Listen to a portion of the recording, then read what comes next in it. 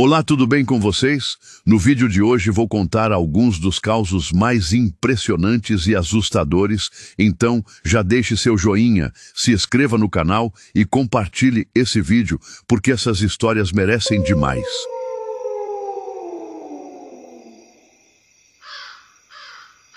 Diz que há muito tempo atrás tinha um sitiante. O homem tinha duas filhas, uma de 14 e outra de 15 anos. Duas moças já quase para casar. Naquele tempo casava cedo. Só que ele tinha perdido a esposa. Morreu por causa de uma doença daquelas que tinha muito na época. Aí, como ele ficou meio desamparado, segurou as filhas. Não vai casar ainda não. Vocês vai ficar aqui comigo cuidando de mim. Aquela coisa toda. O sítiozinho era ajeitado. Tinha umas plantações de café, umas vaquinhas de leite, umas coisinhas assim. E ele precisava de ajuda, né? Só tinha as filhas. Não tinha filho homem.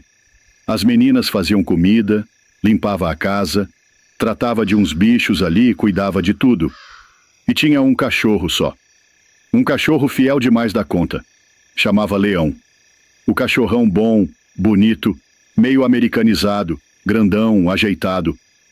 Lá perto dele tinha dois vizinhos próximos. Tinha vizinho para todo lado. Mas próximo mesmo eram dois. Um que morava do outro lado do córrego, mais ou menos uns 1000 metros para baixo, do outro lado mesmo.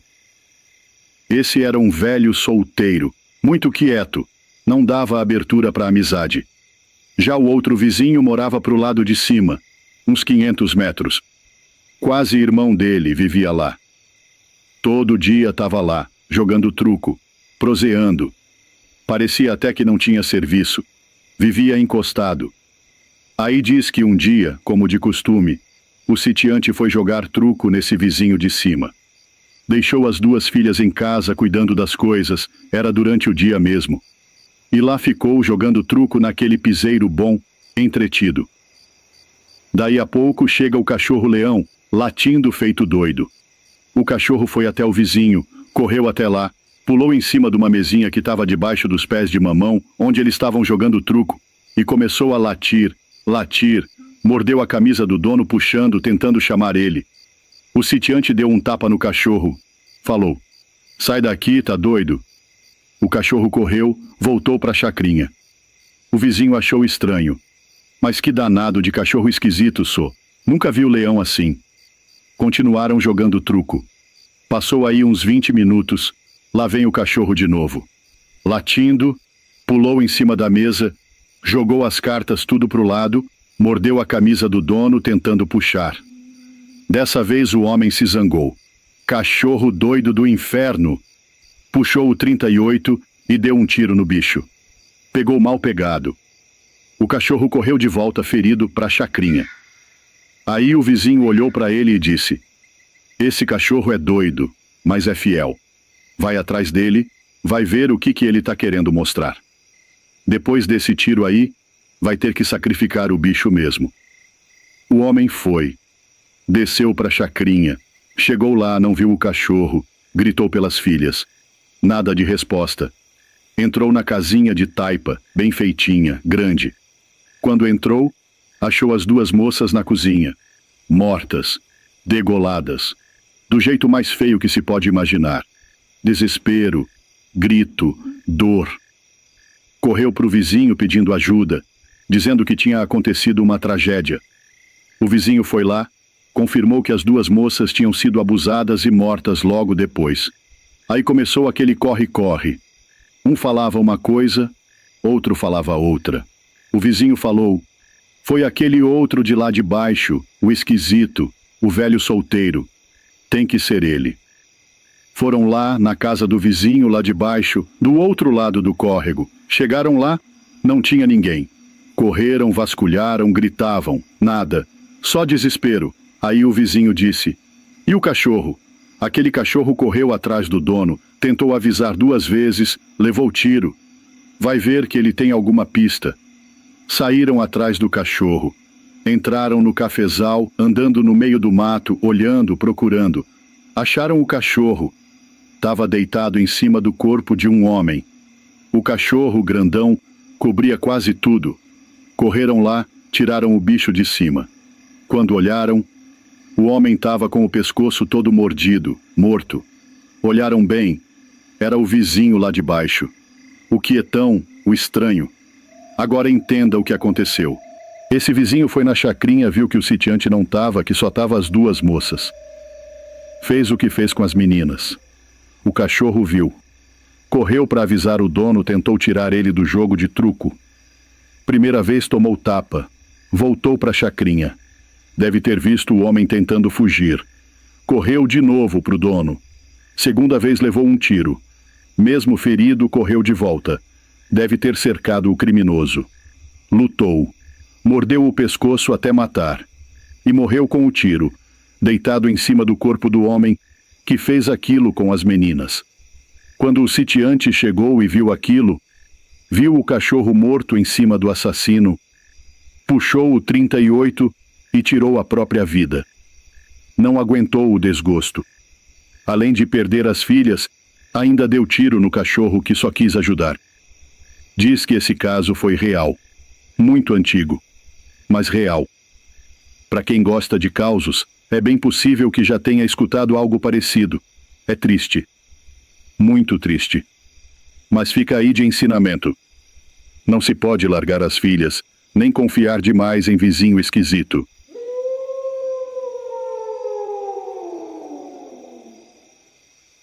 Dona Ana era a mãe dele, moço, famosa na região que não tem base. Vocês vão entender por que no decorrer do causo. O Feliciano, tanto quanto a mãe dele, era famoso também, mas por outro motivo. Era um caboclo risonho demais, conversador. A cidade tinha uns 20.000 habitantes. E para se encontrar um desses 20.000 que não conhecia o Feliciano, era difícil. Ele era mão aberta para as coisas, risonho demais. Chegava numa festa de casa de família. Não precisava nem conhecer. Ele adentrava, fazia amizade, mandava em cerveja, carne, virava aquele piseiro, a festa aumentava, ficava bom demais. O povo falava que ele não era prefeito ou vereador da cidade porque não queria, porque se candidatasse ganhava. Ganhava na hora.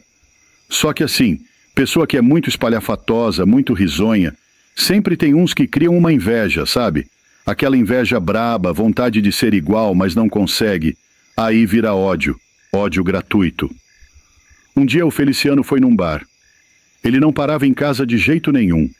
Não era casado, então vivia na rua, enturmando com gente para lá e para cá.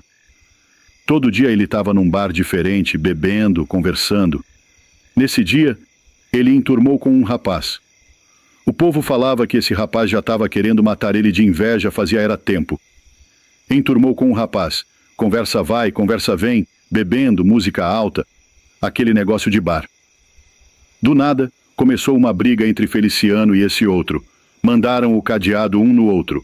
Mas o Feliciano, embora andasse armado, não puxou o revólver. Só que o outro puxou uma faca e voou no Feliciano. Já passou a faca nele igual doido, cortou ele todinho. Esse camarada correu para os matos, porque o povo tentou pegar ele. O povo gostava demais do Feliciano, viu aquela cena, já quis apartar, segurar o outro. Mas ele deu no pé, correu para o mato. Tentaram salvar o Feliciano, mas o golpe foi fatal, moço. Nem teve jeito, foi ali mesmo. Morreu no bar. Aí entra a mãe dele no causo, Dona Ana. Ela era famosa porque era macumbeira. Mas não dessas que o povo fala por falar. Era das braba mesmo. Daquelas que o povo escutava falar e já dava um arrepio. Mulher tinha o corpo fechado. O diabo no peito mesmo. Não que eu esteja dizendo que todo macumbeiro é do diabo, mas a coisa com ela era esquisita demais. Quando ela soube do ocorrido, fizeram o velório e, na hora de sepultar, disse que ela abraçou o corpo do filho antes de fechar o caixão. Pegou uma moeda de alumínio, feita em casa mesmo, daquelas de alumínio que derrete fácil, com 300, 400 graus. Essa moeda já vinha com uma mandinga, você vai entender. Ela colocou essa moeda na boca do Feliciano, fechou a boca dele, deu um beijo triste demais e fechou o caixão. Enterrou. Beleza. Depois de 2 dias, a polícia estava campeando, Gente demais ajudando a procurar o camarada que matou o Feliciano. Porque ele era muito querido, moço, então o povo se uniu mesmo. A cidade inteira estava empenhada em achar o desgramado. 2 dias depois, encontraram ele no mato. As roupas tudo rasgada, maltrapilha, destruída, fora do normal. Parecia que ele tinha passado 1 ano no mato. O cabelo dele estava grande, barba crescida. Só que ele não era assim 3 dias atrás. Ele era liso, cabelo baixo, sem barba. Agora estava parecendo um bicho do mato. E o pior, ele estava rodando em círculo. Um círculo tão fundo no chão que parecia que ele estava andando ali fazia anos. Pegaram ele, tentaram conversar, mas ele não sabia nem falar. Não dava conta de responder. E aí você pergunta, como é que em 3 dias o cara muda desse tanto? Faz buraco no chão de tanto rodar? Fica barbudo, cabeludo, com roupa velha, sendo que estava novinho em folha? É a mandinga, moço. A moeda de alumínio que a mãe dele colocou na boca dele antes de enterrar. Dizem que a mandinga prende o camarada no tempo. 5 anos. É isso que o povo fala. Que ele ficou 5 anos lá, preso num círculo, andando em volta dele mesmo. Não morre de fome nem de sede. Pegaram ele e botaram na cadeia. Morreu lá mesmo. O povo acredita. Dona Ana já morreu faz tempo. Mas dizem que, enquanto não achasse ele, ele ia ficar ali eternamente, rodando no mesmo canto. Foi tirar ele de lá e jogar na cadeia. Morreu. Moço, eu fico besta com esses causos. Mesmo que seja mentira, quem inventa um trem desse é um caboclo bom demais da conta. Tem hora que eu penso, até que eu conto bem os causos, mas tem gente que inventa uns trem diferenciado, viu? Se esse foi inventado, que caboclo que inventou foi bom. Mas eu não duvido, não. Eu prefiro nem dizer que não acredito. Diz o moço que há muito tempo, numa vilinha, vivia aquele mundo de família tradicional. Eram os proprietários de terra, os coronéis. Uma vida bem daquela moda antiga mesmo. E na igreja, meu amigo, naquela época, o povo era cheio de fé. As igrejas viviam lotadas. Tinha missa de domingo de manhã, sábado de tarde, umas até de noite. E durante a semana também, a igreja vivia cheia, aquela coisa toda. E dentro desse mundo de família tradicional que tinha no vilarejo, tinha uma em especial, era ruim demais da conta. Fora da igreja, Deus me livre. O engraçado é que dentro da igreja era santo moço, só bênção. Tudo que tinha na igreja eles ajudava, patrocinava, era dízimo, era trem, era um monte de coisa. Mas fora da igreja, como eu estava dizendo, pro funcionário ali na propriedade deles, misericórdia. Funcionário era tratado que nem bicho. Era ruim demais da conta. E o pior de tudo era o seguinte: o patriarca da família, o pai daquela molecada toda, o povo lá dizia que fazia mal até para a própria filha. Você entende, né? Para a própria filha, Ave Maria. E aquele boato se espalhou. Fulano faz isso, faz aquilo, aquele negócio. Você sabe como é cidade de interior. Mesmo sem ninguém falar, parece que o trem brota do chão. As fofocas nascem do vento. E o povo naquela época tinha um negócio. O pai que fizesse esse tipo de maldade com a filha virava bicho. Isso em vida. E depois de morto então, aí é que virava bicho de vez. Diziam que estava aparecendo lobisomem para lá e para cá, e o povo já falava que era ele, esse fazendeiro, que estava fazendo esse mal com a filha. E aí, aconteceu o que estava para acontecer. O fazendeiro morreu. Aí foi que o povo ficou com medo, porque como eu disse, em vida virava bicho. E depois de morto aí, virava o bicho completo mesmo. Morreu. Aquele negócio esquisito. O povo já com medo demais da conta. Fizeram missa de 7º dia, enterraram aquela coisa toda. Passou uma semana, sempre uns 7 dias, né? Ou melhor, foi depois de 14 dias, que é 7 da missa e mais 7. Diz que a sepultura dele era feita com uma árvore forte, um trem bom mesmo, não era coisa vagabunda não. Mas rachou tudo. Moço, aquilo lá, o povo ficou assombrado. Já estava todo mundo com medo dele virar bicho. Já tinha burburinho rolando. Então o povo ficou de olho, meio que vigiando a sepultura. Quando rachou tudo, correram para a igreja. Tem que chamar o padre, tem que resolver isso. O padre olhou e disse: eu não vou ter como interceder, não. Vou chamar o bispo. Vou chamar o povo todo da igreja grande, graduada, trazer para cá. Às vezes eles têm uma ciência maior para esse tipo de coisa. Aí veio o bispo. Veio tudo quanto era a autoridade da igreja. Vieram para lá, para os pilares da fé daquele povo. Se reuniu o bispo, o padre, o sacristão, todo mundo dentro da igreja para conversar o que iam fazer. Porque se aquele homem explodisse de dentro da sepultura e saísse para fora, ia virar um bicho do diabo, capaz de matar gente. O povo ficou apavorado. O padre e o bispo, junto com o sacristão, tudo ali trocando ideia, resolveram: vamos encomendar um gaiolão de ferro, e na meia-noite da sexta-feira nós vamos lá, desenterra o morto antes dele virar bicho, põe dentro da gaiola e quando virar bicho, queima ele lá dentro mesmo. Diz que era assim que os bispos faziam, porque os padres não tinham esse poder, não. Tinha que ser o bispo mesmo. Combinado. Encomendaram um gaiolão de ferro, um trem grande, pesado. Trouxeram de carroça lá da capital. Demorou um dia inteiro para chegar. E o povo morrendo de medo do bicho sair da cova antes. Quando o gaiolão chegou, na meia-noite da sexta-feira, o padre, o bispo, o sacristão, subiram na carroça e foram lá no cemitério. Desenterraram o morto. Diz que o homem já estava encorado, já estava todo encabelado, parecendo mesmo que ia virar bicho. Botaram ele dentro do gaiolão. No outro dia, amanheceu. E não é que ele virou bicho mesmo? Acordou dentro da gaiola um lobisomem enorme, uma coisa esquisita demais da conta. Dentão azul, garra grande, pulava de um lado para o outro dentro da gaiola. Aí o bispo, o padre, o sacristão, meteram fogo. Meteram fogo mesmo. O bicho virou cinza ali dentro. Se acabou. Esse caso o povo conta que é verdade. Diz que foi lá na Bahia. Os antigos contam isso com um medo.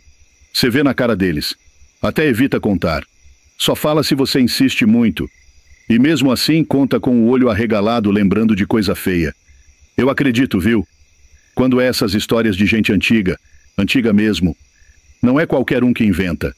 Principalmente nordestino velho desses bem antigos. Pode reparar, eles não falam coisa à toa não. São quietos. Agora se você perguntar, eles falam. Mas falam meio desconfiado, meio ressabiado.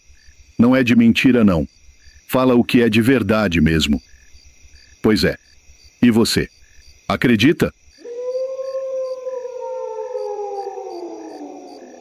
Ele era tocador de viola, cantador dos bons, mas não estava dando muito dinheiro. Como ele mexia bem com gado e sempre teve vontade de conhecer as Mata Alta do Pará, acabou indo para lá, para ver se ganhava um dinheirinho e já aproveitava para conhecer o lugar. Arrumou esse serviço numa fazenda. Era aquele tipo de peão que na hora do almoço comia muito, e a primeira coisa que fazia depois de comer era deitar no chão frio. Comia demais, deitava no chão frio e ficava lá, santanando logo, dormia. E tinha um despertador natural, parecia. Dormia lá no chão e se encontrava certinho na hora de voltar para o serviço. 1h e pouco da tarde, meio-dia e pouco, ele já estava de pé para trabalhar de novo. Pois foi. Nesse dia aí ele comeu demais, exagerou no almoço e fez o ritual de sempre. Deitou lá na área, no chão daquele piso queimado, deitou com o pescoço esticado e ficou olhando lá para frente, onde tinha uma mata bonita, uma mata alta, uma maratona do Pará mesmo. Mata bonita. Ficou admirando aquela mata. Como eu falei, ele era violeiro, encantador, sempre estava com a viola por perto. Aí, deitado ali, olhando para a mata, escutou um trem chamando ele de lá de dentro da mata. Uns 150 metros para dentro, mais ou menos. Aí ele pensou consigo: tá na hora do almoço, tô com a viola aqui. Foi adentrando a mata. Na porta da mata ele pediu licença. Quando entrou de vez, o trem parou de chamar o nome dele. Ele ficou meio assim, mas já que estava ali mesmo. Os passarinhos estavam cantando, a mata era a coisa mais linda. Sentou ali debaixo de um pé de pau, começou a pontear a viola, soltar uns versos bonitos. E os passarinhos cantando junto, uma coisa maravilhosa. Ele de olho fechado, soltando os versos, ponteando a viola. Quando abriu os olhos, deu de cara com um índião do Xingu, lá do Parazão, olhando fixo para ele. Disse que o índio falou: "Moço, você vem comigo, te amo, acompanha, índio." Ele se assustou com aquilo. Pensou: o que foi que eu fui fazer da vida agora? Mas não tinha jeito. O índio estava com um facão, um arco e flecha nas costas. Teve que acompanhar. Foi acompanhando, adentrando a mata. Andaram muito, demais. Chegaram numa aldeia. Quando ele viu aquele monte de índio, aquelas ocas, aquela indiada toda, pensou: agora lascou, pode me aposentar por aqui mesmo, daqui não saio mais. Achou que os índios era canibal, pensou que era o fim, pensou que iam achar que ele estava invadindo a terra deles. Aí, o índio que trouxe ele levou até a oca principal da aldeia, onde estava sentado o cacique. O cacique falava a língua dele. Falou: homem, não precisa ter medo não. O cara aí que você tá com medo, fui eu que mandei ele te buscar lá na mata. É que eu tava escutando você ponteando essa viola e cantando. Achei a coisa mais linda do mundo. E hoje vai ter uma festa aqui na aldeia, e a gente tava precisando de uma animação. E calhou de você tá tocando lá bem no meio do mato. Aí virou alegria. Ele até se acalmou. O cacique falou: ó, só eu e aquela moça ali falamos português, o resto do povo não fala tua língua. E apontou para a moça. A moça era a coisa mais linda do mundo. Linda, o cacique falou. Começa a tocar aí para nós. Toca uma moda. Já tá quase escurecendo. A festa vai começar. Ele começou a pontear a viola, cantar, e virou aquele negócio. Escureceu, começou a festa, a indiada toda reunida. Dança, música, alegria. A moça que falava português ficou olhando para ele, não tirava os olhos dele. E ele também não desgrudava os olhos dela. Ponteava a viola sem nem olhar para o instrumento. Virou um clima. E o mais estranho, no meio da festa já virou casamento. Casamento dele com a Índia. Festa, banquete, música, alegria, tudo junto. O cacique nem achou ruim. Foi só alegria. Ele pensou: hoje é meu dia de sorte. A festa foi rodando, até que acabou. Todo mundo foi para os seus aposentos. A mulher dele, recém-casada, entrou para a oca e ele ficou ali fora, ponteando devagarzinho a viola, olhando para a lua. A lua estava bonita, clareando a mata. E ele ficou pensando: hoje foi um dia que nunca imaginei que ia viver. Aí foi começando a amanhecer. Ele se espantou. Mas já está amanhecendo? Uai, passou rápido demais. Parece que foi um sonho. Quando clareou mesmo, aquele mesmo chamado da mata voltou. A voz chamando de novo lá de dentro da mata. E ele pensou: tá me chamando de novo. Foi acompanhando. Foi andando para dentro da mata, quando de repente um homem velho cutucou ele e acordou. Ele era dormindo, deitado na área da fazenda, no chão frio. Acordou assustado, pensou: que desgraça, que sonho maravilhoso, para que fui acordar? Mas já estava na hora de trabalhar de novo. E essa história inspirou uma música bonita demais, Dormindo e Sonhando, composição de Eliseu Ventania. Ficou famosa na voz de Creone e Barrerito. Barrerito ali, com aquela voz forte, bonita, das mais marcantes do sertanejo raiz. Bom demais. Isso foi lá em 1988, em Goiás, na região da Piranha. O homem, quando gostava de uma coisa, se afundava naquilo de um jeito. Na época era as pacas. Ele tinha até uma serva de paca, lá para baixo da sede, num buritizal, perto de um corgo. Coisa de uns 300 metros da sede, mais ou menos. no meio de um capinzal fundo. Todo dia ele estava lá cevando. E só cevava com abacate. Tinha uns abacateiros na fazenda, mas quando não estava dando fruto, ele comprava na cidade, pagava o preço que fosse, trazia saco de abacate, botava no congelador e levava para a serva. Dizia que paca no abacate era outro sabor, outra carne, outra coisa. E ele tratava daquelas pacas como se fosse bicho de estimação. Tinha até uma dentro de casa, tratava como cachorrinho. As do mato também ele tratava bem demais. Só matava os macho velho quando começavam a brigar com os mais novo. Aí ele derrubava o mais velho para deixar o mais novo virar o chefe lá no meio das pacas. Um dia, ele chegou para a mulher e falou que ia demorar na serva. Disse que ia levar a espingarda porque tinha um macho velho lá, bravo, que não deixava os outros tomar o lugar dele. A mulher só fez muxoxo, já estava meio cansada daquilo. Mas como ela não podia ter filho, não reclamava dos gostos do marido. Subiu para a serva. O trepeiro dele era baixo, coisa simples, ele mesmo que tinha feito. E o homem tinha um conhecimento danado com os bichos. Quando a paca vinha com filhote, ele só de bater o olho já dizia se era macho ou fêmea. E não era sorte, não. O cabra sabia mesmo. Naquele dia ele chegou com a espingarda, umas 8 horas da noite. Veio uma paca com filhote, ele ficou só olhando, foi embora. Depois veio outra, uma fêmea sozinha, comeu um bocado, foi embora também. Aí veio um machinho novo. E paca tem disso, às vezes come meio separado. Aí, lá pelas 10 horas da noite, chegou o pacão macho. O bicho comeu bem. Ficou ali um tempo. Era o último dia de vida dele. Quando ele virou para sair, o caboclo meteu a vintona na testa do bicho. Mira boa demais. Acertou na testa mesmo. Desceu do trepeiro com a paca nas mãos. Tava com a espingarda nas costas, a paca na mão direita e a lanterna na esquerda.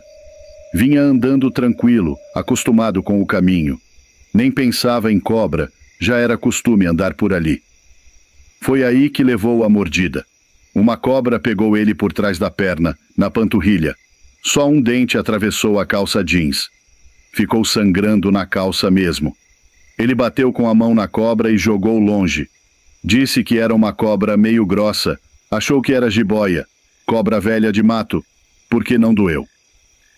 Disse que foi como uma agulhadinha, um trem bobo, que não sentiu quase nada. Chegou na sede, deixou a paca no tanque e pediu para a mulher tratar. Tirou a calça, olhou e viu só um vermelhão, de um dentinho só. Comentou com a mulher. Ela olhou e falou que achava que era cobrinha boba, dessas do mato, ou até jiboia mesmo. E ele disse que achava que só um dentinho tinha atravessado o jeans e pegado a pele. Ficou por isso mesmo. Ela terminou de tratar a paca, fritou uma banda de carne. Ele comeu fresquinha. Sentaram para ver novela. Depois foram dormir. Tinha que acordar cedo para tirar leite. Geralmente era ela que acordava ele, umas 5 e pouco da manhã. Quando foi despertar ele, o homem estava duro. Duro e gelado. A mulher entrou em desespero, correu para o rádio, chamou um vizinho que morava a uns 15 quilômetros de lá. O vizinho veio correndo, ela achando que o marido ainda estava passando mal. Mas quando o homem chegou e viu, já era. Estava morto. Veio polícia, veio gente do Instituto Médico Legal, aquele rebu todo. A mulher contou da mordida da cobra. E pronto. Espalhou na região que ela tinha matado ele. Falaram que ela tinha aplicado veneno com seringa, injetado na perna dele. Mas não era. O povo do exame constatou que foi cobra mesmo. Capaz de ter sido venenosa, e ele não deu bola. Foi dormir e morreu. E o que a gente tira disso tudo aí? Não sei nem se é verdade mesmo esse caso. Diz que foi lá na Piranha, em Goiás, em 1988. O caboclinho que me contou jurava de pé junto.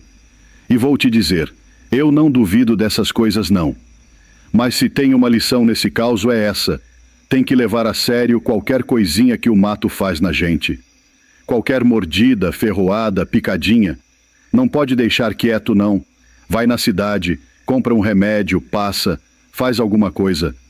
Porque morrer por causa de uma bobagem dessas, um veneno que entra sem fazer alarde, é rapidinho. E o pior, às vezes nem dá tempo de pedir ajuda. Deus me livre, mas é isso. Era de um caboclo chamado... O nome eu não lembro não, mas ele era da família de Matos. A caboclo muito brabo, de família muito braba. Já tinha guerreado com o irmão de sangue, já tinha mandado embora mesmo, irmão de família, matado mesmo gente. Era um povo ruim. E esse caboclo, ele praticamente era o personagem principal, esse tal de Matos. Ele provocava os outros, desafiava assim para ver se tinha alguém para apertar ele.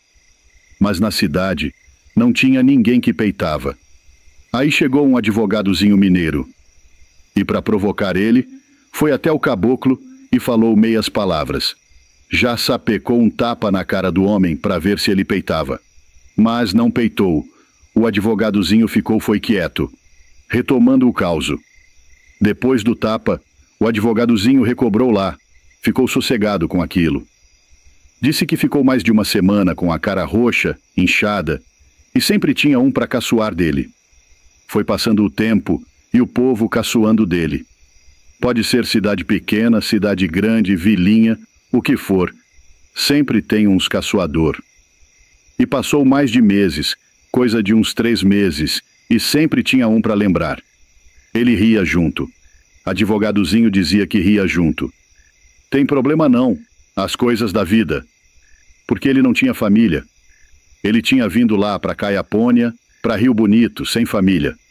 Então, se não tinha ninguém para amparar ele... Moço, tem disso. Se você não tiver alguém para vingar você, para que você vai fazer o mal para os outros? Não adianta. Ele foi levando. Só que ninguém sabia o íntimo dele. Tava nutrindo um ódio daquilo. Aí diz que um dia daqueles... Coisa que o povo especula da situação.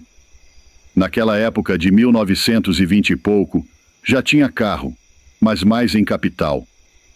Em lugar de interior, rico podia ser rico do jeito que fosse. Não tinha carro, não. Andava era de cavalo, mula, burro, aquela coisa toda. E esse caboclo valentão da família de Matos tinha fazenda, tinha isso tudo. Mas andava era só de cavalo, para todas as bandas, pelos estradão, indo ou voltando da cidade, da fazenda. Aí esse advogadozinho armou uma tocaia para ele. Diz que matou ele de costa. Mandou uns tiros nas costas do cabra. É o que especula. Diz que ele caiu assim do animal.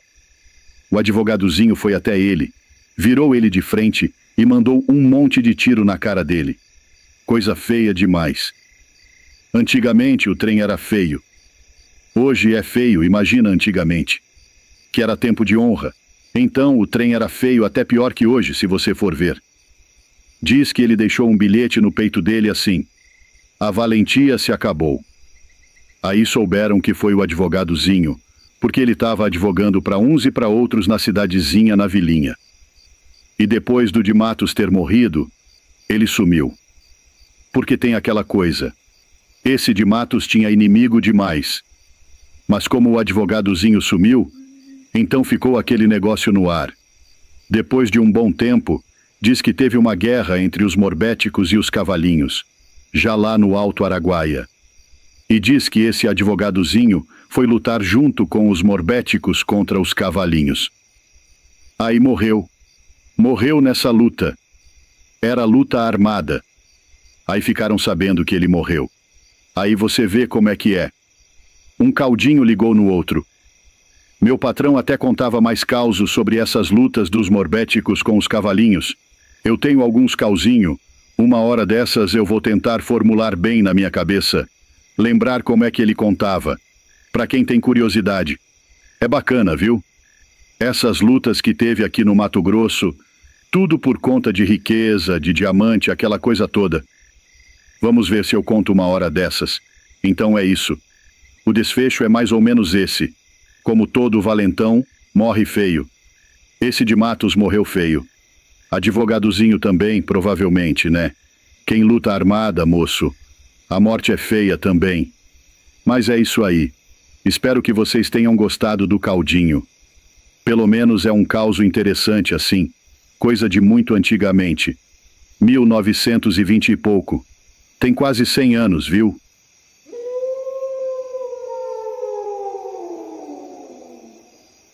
O caboclo era meieiro, tinha aquela vida sofrida. Ele, a mulher e 5 filhos. Viviam sempre dependendo dos fazendeiros, das terras dos outros. E nisso ele tinha um gadinho até bom. Aí conversa com um, conversa com outro, ajeitou uma terra. Acabou que aceitaram o gado dele todinho e ele deu o gado todo. Chegou lá e montou na terra. Terra boa, terra grande. Só que a terra estava suja, era uma mata só. Mas já tinha terra, e naquele tempo o caboclo tinha coragem, tinha força de vontade, de trabalhar de fato. Não tinha facilidade como hoje, então tinha que entrar quente mesmo. Os meninos dele ajudando, fez o barraco lá e começou a morar. Fez uma cerquinha aqui, outra acolá, começou a derrubar mata para formar. Sorte que naquele tempo podia meter fogo. Já era um adianto. Começou a formar na base do machado, enxada, enxadão. Vai daqui, vai dali. Ele formava lá uns 25 hectares por ano. A terra era até grande, e naquele tempo terra era barata. Era um mundo de terra que você tinha. Hoje em dia, qualquer pedacinho é caro demais. E ele ia formando 25 hectares por ano.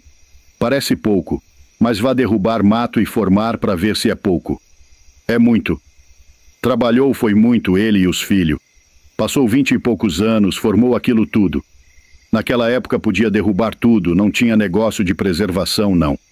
Ele só deixou umas bolinhas de mato para caçar e um mato assim na divisa do córrego lá.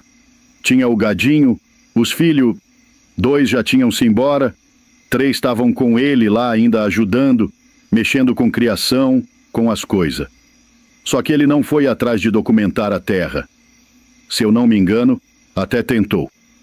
Mas desanimaram ele, porque era uma região que não ia documentar fácil de jeito nenhum. Tanto é que os vizinhos também não tinham documento. E isso facilitou a vida de quem? De um grileiro velho, daqueles que tinha as costas quentes. Diz que tinha parente deputado, tinha um mundo de terra para aqueles lados. Veio grilando terra ao redor. Roubava terra, matava, e ainda documentava para ele, porque tinha costa quente. Foi chegando, e o povo tudo ali preocupado. O caboclo lá também preocupado, mas ia seguindo. Para você ver, para ele era tão difícil que ele não tinha nem acesso. Não tinha estrada que levava até a propriedade dele. Ele precisava de um caboclo lá, muito amigo dele de longa data, que cedia a servidão de passagem para ele chegar até a terra dele. A propriedade era bem no meião do mundão mesmo. E esse grileiro de lá foi grilando, foi chegando. Quando chegou nas divisas dele, aí o coração apertou. Pula daqui, pula dali, aquela preocupação danada. Andando só armado, espingarda para toda a banda. Os meninos com espingarda, porque os jagunço entrava mesmo, tirava a família de dentro de casa, matava, fazia o mal. Diz que grilou tudo ao redor da terra dele. Até o compadre que cedia a servidão quase foi morto. Ele, preocupado, pensou: sou o próximo agora. Aí ficou só aquele quadrado de terra dele, e tudo ao redor já era do grileiro. Ficou ali, sempre armado, sempre de vigia, mal dormindo, porque sabia que uma hora ia ser ele. Um dia, depois do almoço, estava lá fazendo o quilo, sentado numa cadeira na varanda, chegou um jagunço. Apoiou com a espingarda de banda, e o jagunço falou lá do lado de fora: você é o fulano de tal? Sou sim, senhor. Meu patrão mandou falar com você, que é para você abandonar essas terras. Melhor um mau acordo do que perder a vida e a família por conta de uma terra que nem documento tem. Ele assuntou o caboclo e respondeu: recado tá dado, tá bom. Então volte lá e diga pro seu patrão que eu não devo nada a ninguém. Talvez, só talvez, Eu devo a minha vida para Jesus. Essa terra aqui para mim é sagrada. Eu derramei suor demais aqui. Minha mulher, meus filhos. Eu não saio daqui não. Não cedo um palmo de terra. Eu levo comigo o seguinte ditado: dou um boi para sair de uma confusão, mas quando eu entro, dou uma boiada. O jagunço montou de novo e respondeu: recado tá dado, você que sabe. E foi-se embora. Mas ficou aquele negócio ruim dentro dele. Agora comprei a briga, pensou. Já chegou nos filhos dele e avisou: meus filhos, nós vai atucar as divisas agora. Aí entregou as espingardas. Ele pegou o rifle e começou a vigiar, porque ele sabia que o fazendeiro ia mandar jagunço. O modo deles era sempre o mesmo. Mandava o recado. Se não fosse embora, vinham nas divisas tirando as estacas, derrubando cerca, matando animal, tacando fogo. Chegava até na casa. Se o povo não tivesse ido embora, matava. E como ele não ia sair de jeito nenhum, ele também não ia morrer de graça. Ia defender a família e a terra dele. Foi tucando as divisas. Vai daqui, vai dali. Passou uma semana, quase não dormiram. Ele e os meninos tudo de tocaia, porque não sabiam que hora que o jagunço vinha. Até que veio. Um dia, no rumo da propriedade, ele estava escondido na mata e a jagunçada veio. 8 a cavalo. Já chegaram com ferramenta para tirar as estacas e derrubar cerca. Foi começarem a derrubar e ele começou a disparar. Ele com o rifle, secando o tambor. Era bala para cima de bala, para riba deles. Diz que ainda deram uns tiros pro rumo dele, mas como ele estava escondido na mata e eles no aberto, matou até cavalo. De tanto tiro, acertou até em cavalo. Matou os 8. E o causo conta que os jagunço nem viu ele. Foi uma saraivada de bala danada. Depois ele foi revistar um por um e descobriu que entre os 8, um era o fazendeiro, o tal do Costa Quente. Aí ficou preocupado de verdade. Voltou para casa. Os filhos já tudo assustado com o barulho dos tiros. Contou tudo para eles e falou: eu vou para a vila me apresentar para o delegado. Delegado de roça, né, daquele jeito. Foi montado, demorou, mas chegou. Explicou tudo para o delegado. E o delegado disse: o homem que você matou é forte. Vai vir consequência. Vieram buscar os corpos. A maioria diz que enterraram por ali mesmo, na mata, porque era difícil transportar. Levaram só o corpo do fazendeiro, enterraram não sei onde. Levantaram uma cruzona lá. A princípio, todo mundo achou que ia vir consequência terrível. O homem era parente de deputado. Mas não veio foi nada. Nada. O povo da região ficou tudo do lado dele. Ele virou herói. Acabou com a jagunçada sozinho e ainda matou o fazendeiro malfeitor. Aquilo foi aquietando, aquele burburinho passando, e ficou por isso mesmo. Um bom tanto de povo que tinha perdido terra entrou de volta. E ele ficou com a terrinha dele. E de lá, acho que nunca saiu. Deve ter morrido por lá mesmo. A casa é antiga até hoje. Tem até uma música de Taviano e Tavares, Grileiro de Terra. Eles fizeram essa música por conta desse causo. É acontecido.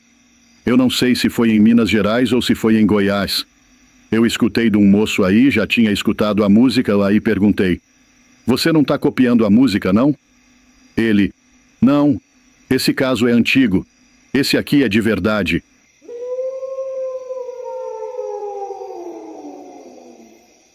Esse é um caso de um advogado que era rico. Rico desde muitos e muitos anos atrás. Tipo assim, bisavó, tataravô, trisavô. Um monte de avô. Tudo rico. Família sempre teve dinheiro. Aquele tipo de gente que é rico mesmo. De berço. E quem é rico assim tem um molejo diferente, não tem jeito. Ele era advogado e também fazendeiro. Aí contratou um peão para trabalhar na fazenda dele, um caipirinha mesmo, daquele bem do interior, que nunca tinha ido na cidade. E nesse tempo de contrato ele ficou 5 anos lá na fazenda. 5 anos sem botar os pés na cidade. fora o tempo de vida dele todo que já era sem cidade também. Aí esse advogado, muito sabido, formado, universitário, começou a pensar: eu vou precisar desse peão na cidade uma hora ou outra. Como é que eu vou fazer? Esse homem não sabe nem andar nas ruas, nem sabe o que é meio-fio, o que é loja, essas coisas todas. Vai pensar que o caixa do banco é só um buraco na parede. Aí um dia, juntou as tralhas, chegou na fazenda e falou assim pro caipira: "Ô, é o seguinte, eu vou levar você para a cidade, porque uma hora eu vou precisar de você lá, para comprar um remédio, uma vacina, um trem qualquer. E se você não souber nem andar na cidade, vai ficar difícil. Vambora. Vai lá ver sua roupa, pega sua viola e bora." Aí o caipira vestiu a melhor roupa que ele tinha. E entraram na caminhonete. Foram para a cidade. Chegando lá, rodaram nas agropecuárias tudo, mostrando como é que tinha que ser atendido, como é que tinha que perguntar as coisas. Mostrou o mercado, mostrou as praças, mostrou as mulheres, mostrou tudo que tinha na cidade. O caipira ficou todo encantado vendo aquele mundaréu de coisa. Aí deu a hora do almoço. Já iam embora depois de almoçar. Aí o fazendeiro, todo cheio das ideias, falou: "Vamos no restaurante. Vai ser uma boa experiência. Uma hora você pode precisar ir num restaurante. Tem que saber entrar, pedir sua comida. Bora lá." Deixaram a caminhonete e entraram no restaurante. Daqueles que o garçom vem e serve mesmo. Sentaram numa mesinha pequena, uma cadeira em cada ponta. Aí veio o garçom. Colocou aquelas tigelas, os pratos. Trouxe um pratão com um bife grande, cheio de molho, bem servido. E outro com um bife menorzinho, meio mirrado. Trouxe arroz, feijão, salada, tudo separado. O caipira, ligeiro, foi logo pegando o bife maior. Serviu-se primeiro, colocou muito no prato e foi comendo. Já o patrão dele, o fazendeiro, ficou só olhando. Pegou o bife menor, colocou um pouco de cada coisa e foi comendo mais devagar. Almoçaram, pagaram e foram embora. No caminho de volta para a fazenda, o fazendeiro começou a morder e a soprar. Sabe aquele jeito de falar sem falar? De quem quer corrigir, mas quer parecer bonzinho? Ô moço, agora eu vou falar um negócio com você. A culpa é minha. A culpa é minha. Mas tem umas coisas que você fez na cidade que eu não gostei muito. Umas coisinhas que me marcaram, sabe? O caipira, coçando a cabeça, respondeu: "Uai, patrão. Fala aí, o que foi que eu fiz de errado?"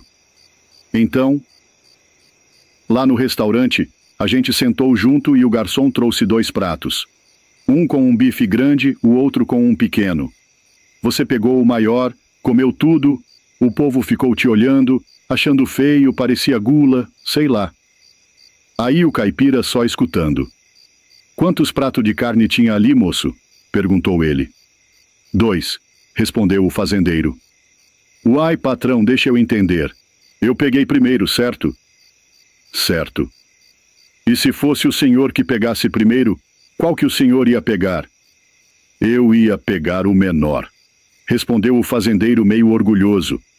Aí o caipira retrucou na hora. "Uai, então tá bom demais, patrão. O senhor ia pegar o menor?" "Então deu certinho.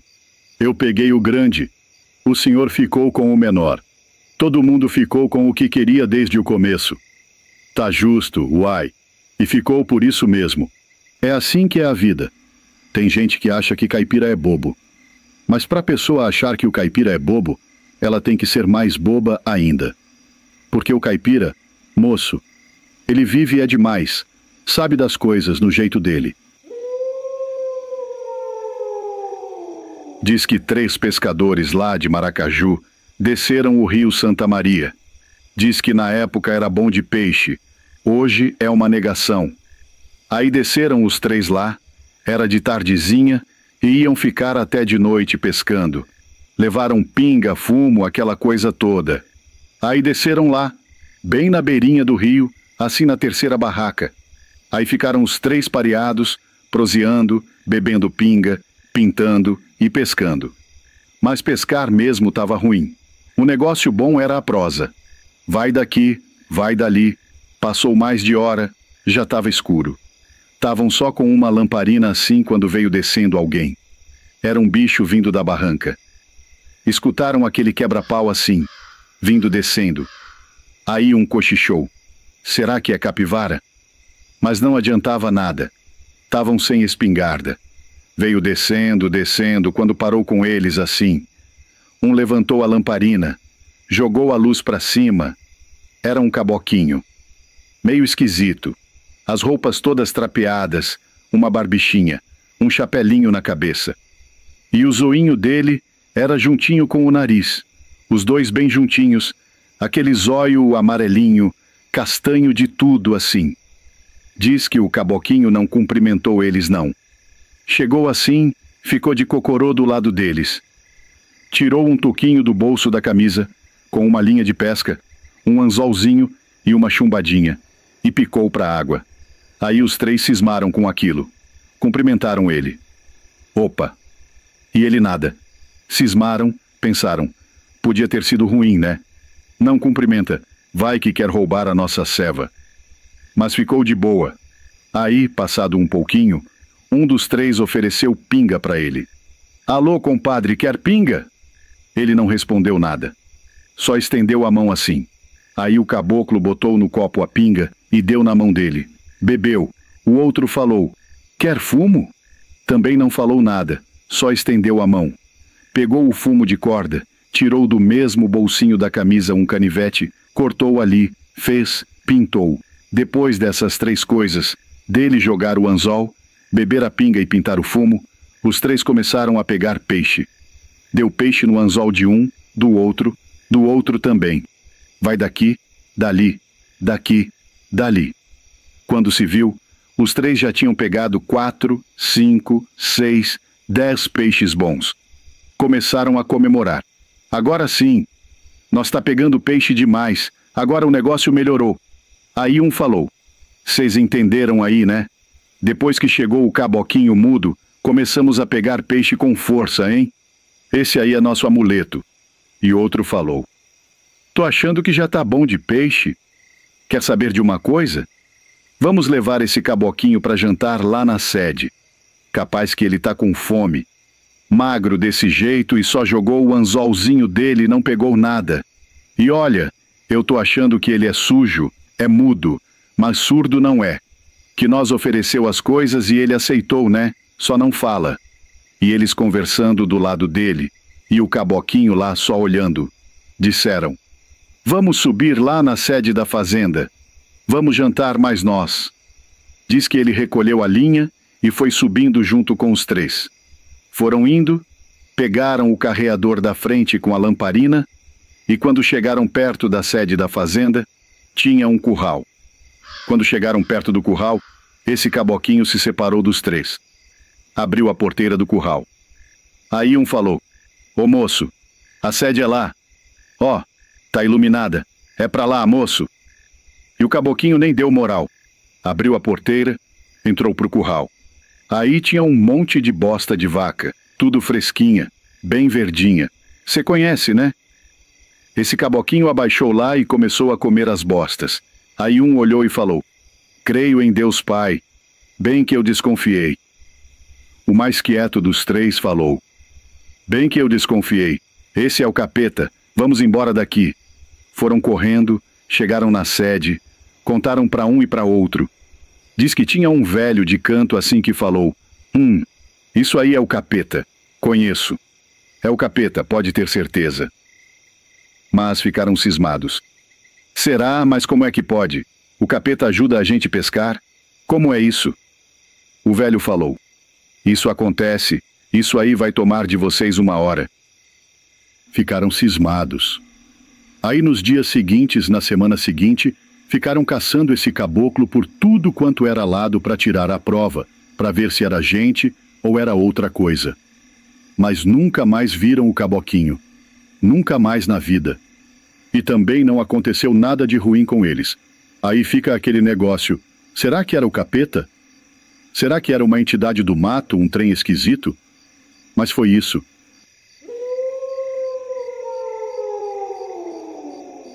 Disse que tinha uma família bem tradicionalzinha mesmo da roça. Tudo vivia como meieiro de terras. Eles cultivavam na terra de um fazendeiro, e ali tinha vários meieiros naquela porção de terra, aquela coisa toda. Viviam a vidinha pra cá. Era o caboclo, a mulher e 3 filhos. Dentre esses 3 filhos, tinha uma mocinha, um mocinho e um menorzinho de uns 8 anos. Isso sempre teve no mundo, e eu vou falando um negócio aqui pra você que você vai identificar. Volta e meia, aparece uma mocinha dessas. Mocinha ali que começa a florescer, essas coisas na cabeça, dos 5 anos em diante. É quando a pessoa entende que é gente, essas malícias. Você já deve ter visto menina assim. Menina. Geralmente é menina. Eu não sei se é o diabo, eu não sei o que é, mas encarna mesmo. Menina de 5, 6, 7, 8 anos assim. Engraçado. E geralmente depois dos 10 anos a menina aquieta. Mas dos 5 aos 10 é o coisa ruim em vida, em questão de malícia. Malícia que eu tô falando você sabe o que é. Coisa errada, coisa feia. Essa menina dentre esses 3 filhos era meio espritadinha, meio esquisitinha. Já tinha umas malícia esquisita. Ela olhava para homem adulto de um jeito estranho de tudo, feio de ver. Xingava demais, xingava de dar medo. E o pai dela era tradicional, a mulher também, cor-de-roça das antigas. Só que eles não davam conta. Disseram que já bateram tanto nessa menina que já não aguentava mais. Já tinham largado de bater, porque se fosse continuar, uma hora ia acabar matando a criança. Aí nisso ele largou. Não, abandona, deixa ela viver do jeito que tá. E a guria subia em pé de árvore, xingava, matava gato. Gatinho recém-nascido, pegava e jogava na lavagem dos porcos. Fazia o piseiro mesmo. Disseram que naquela época já estava no finalzinho desse ciclo rural forte. Os fazendeiros já não estavam dando conta de mexer com o negócio de meia. As terras estavam ficando fracas. Porque para quem não sabe, terra também fica fraca. Você cultiva demais, falta nutriente, falta vitamina na terra. Aí não dá mais nada durante um tempo. Aí nisso houve aquele êxodo rural. O povo saiu da roça com essa promessa de que na região urbana ia ter vida melhor. E essa família foi. Mas antes de ir, arrumaram as trouxinhas, aquela coisa toda. Disseram que já estavam pegando aqueles dias de carroça, carro de boi, de a pé. Juntava aquela ruma de gente e ia. Era tudo juntinho mesmo, aquela coisa de retirante indo pras capitalzinha, cidadezinha maior. Disseram que ajeitou tudo. Quando saíram pra estradinha sem rodagem, a menininha encapetada lembrou: "Ah, eu esqueci um negócio lá em casa." Era uma choupana feinha de barro e pau a pique, aquela coisa toda. Ela voltou. O pai, a mãe e os 2 irmãos continuaram na estrada, andando devagarzinho, meio que esperando ela. Ela voltou lá na choupaninha. Quando chegou, abriu a porta, olhou assim. Tinha uma velha dentro. Ela meio que ignorou a velha, pegou um negocinho lá que tinha deixado. Não sei se era uma bonequinha feita de sabugo, um trem assim. Quando ela pegou a boneca, deu as costas, já ia correndo, ignorando a velha. Aí a velha gritou com ela: "Você vai me deixar aqui?"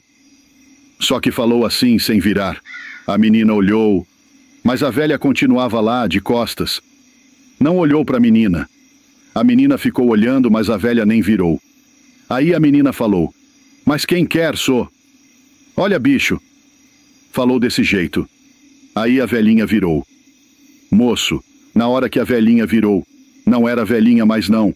Era o capeta em vida. Um bicho mais esquisito do mundo. Ela gritou e o bicho voou nela. No que voou nela, ela clamou a Deus. Clamou mesmo, com toda a força. E esse capeta baixou debaixo da terra e sumiu. E ela correu. Correu pro pai e pra mãe, lá chorando naquele piseiro, pedindo perdão, aquele negócio todo. Depois daquilo, fala pra mim. Ela voltou a xingar? Voltou com essas malícias no olhar? Essas coisas feias? Não, senhor. Mudou. Mudou de tudo. O povo fala que virou até freira. Encarnou com o negócio de Deus mesmo. Reza, oração, religião. Aprumou. Esse caso eu tenho certeza que você já ouviu de diversas formas. Esse caso é muito falado, muito contado. E dizem que é verdade. Pode ter acontecido ainda assim. É um caso que não aconteceu com uma pessoa só, não. Com várias. Porque essas personalidades de criança que já nasce com esse negócio incorporado, ixi, tem demais no mundo. Deus me livre. Até hoje acontece. Até hoje.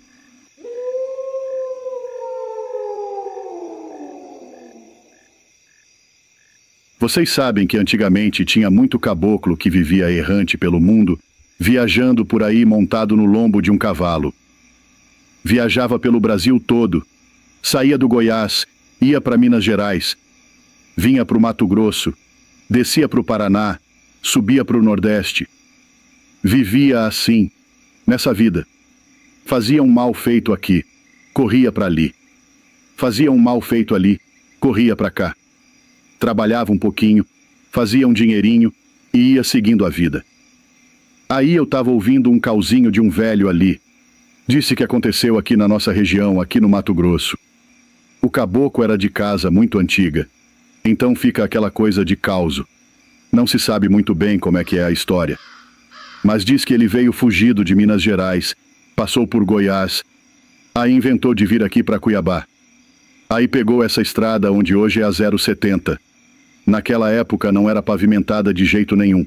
Não tinha nem carro. A estrada era comida por carro de boi, por carroça, e mata para todo lado. Não existia quase que fazenda nenhuma aberta. Eram poucas fazendas abertas. E quando era por escravo achado e coisa. Não existia trator. Esse caboclo veio vindo. Viajava de noite, naquelas épocas. Não tinha medo. O povo era meio doidão. E não tinha gente aqui no Mato Grosso na época. Se hoje em dia já não tem tanta gente assim, comparado a outros estados, imagina naquela época. Esse caboclo veio vindo, era de noite, pela estrada. Ele montado no cavalo, lamparina apagada, a lua estava boa. Aí à frente dele, avistou um descampado na beira da estrada. Naquela época tinha muito disso, muitos pontos de parada, muitas pousadas para auxiliar os viajantes, e casa de morador assim mesmo, que morava pela beira da estrada. Ele avistou um descampado, era uns 1000 metros à frente, e avistou uma luz. Ele não chegou de ver a casa, só aquele clarão pegando a estrada. Foi se aproximando, aproximando. Disse que quando ele aproximou e ficou rentezinho com a casa, desceu do cavalo. A luz de dentro da casa apagou. A luz estava sendo irradiada por uma janela. Apagou de uma hora para outra. Ele, uai, pensou com ele. Ué, mas apagar a luz na hora que eu desci do cavalo. Quem tá lá dentro não quer muita conversa não. Mas aí ele chegou meio perto da porta. Ficou uns 15 metros da porta. Bateu palma. Bateu, bateu, bateu palma. Ninguém respondeu. Ele pensou com ele. Será que não é eu que tô ficando doido, não? Esse negócio dessa luz aí... Porque viajante assim viajava léguas e léguas, sem ver gente, sem ver uma luz assim de gente durante a noite. Será que é eu que tô ficando doido? Porque não tinha luz nenhuma, eu que imaginei. Aí ele foi até o cavalo, pegou a lamparina, acendeu. Bateu o pé na porta, a porta estava destramelada, porta de madeira. Abriu, entrou para dentro. A sala estava vazia. Foi até a cozinha, tinha um armarinho assim na parede, tudo meio deteriorado. Entrou pro quarto, tinha uma cama, cama daquelas de antigamente, armação de madeira, que não era colchão, era tipo paia, essas coisas. E tudo vazio, a casa praticamente embananado, trem deteriorado, velho.